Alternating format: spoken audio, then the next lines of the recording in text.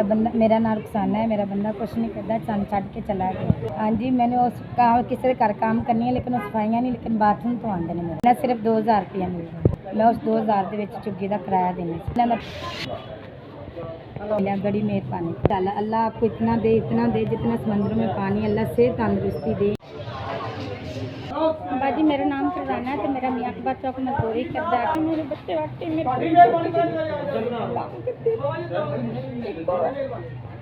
किसी के घर काम करी तो मेरी बेटी मैं उनके घर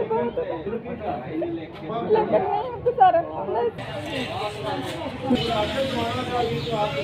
दिल राशन दिता है। मेहरबानी, बहुत शुक्रिया, अल्लाह उन्होंने बहुता देवे, थानू देवे। आटा खत्म हो गया सी, मैंने 750 रुपया 5 किलो आटा आएगा, 750 का मैंने मिल गया। बहुत शुक्रिया, मैं बाहर ले ला। मेरा नाम शुक्रा बेटी, 5 बच्चे हैं, मियाँ मेरा बहुत हो गया। गली है, बच्चे पालने मेरे वास्ते मुश्किल है, किसी के घर काम करने।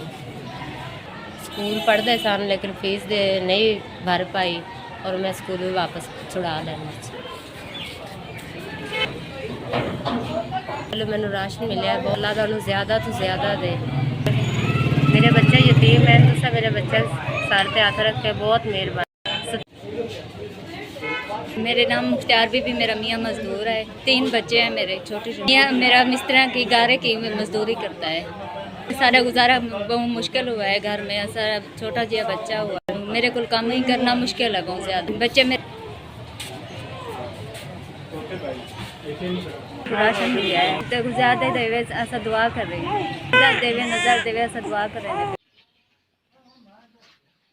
मेरा बंदा पेखे रिक्शा चलाता है, ਅਸੀਂ पेखे रहने 300 दिहाड़ी लेंदा, रक्शे देने हैं, तो 14,000 मकान का किराया है।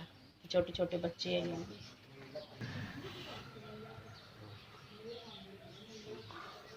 मेहरबानी, तुसीं सानू रमज़ान का राशन दिता, मेहरबानी।